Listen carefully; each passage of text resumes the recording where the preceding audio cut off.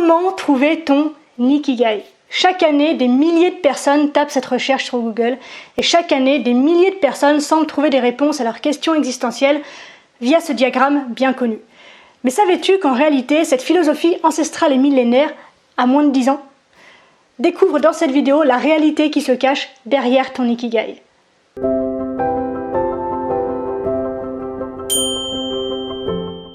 Si tu es un ou une habituée des rayons bien-être et développement personnel de la Fnac ou de Cultura, tu es sûrement déjà tombé sur ce fameux diagramme.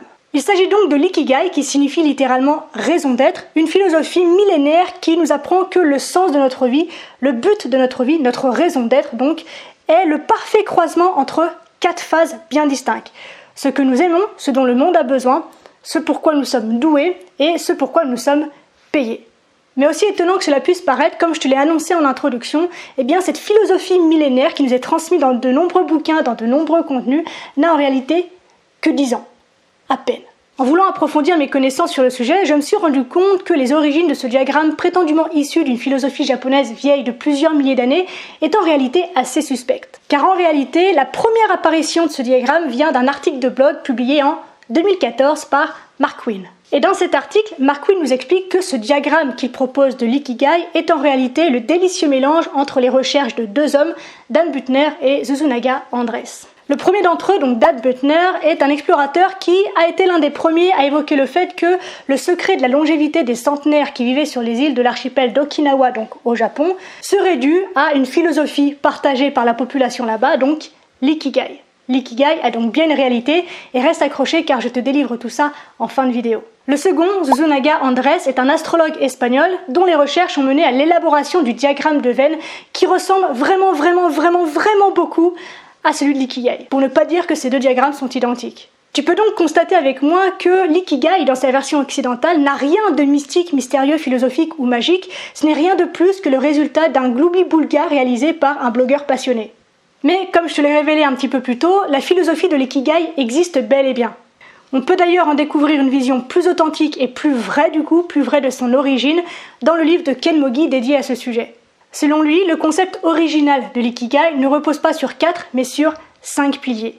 Commencer petit, se libérer, l'harmonie et la durabilité, la joie des petites choses et être ici et maintenant.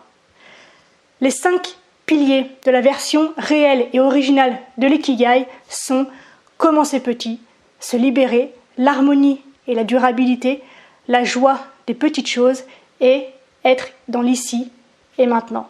Et je sais pas ce que tu en penses, mais cette version de l'ikigai est bien plus apaisante et déculpabilisante que celle qui peut nous être présentée dans les livres qu'on nous vend en Occident.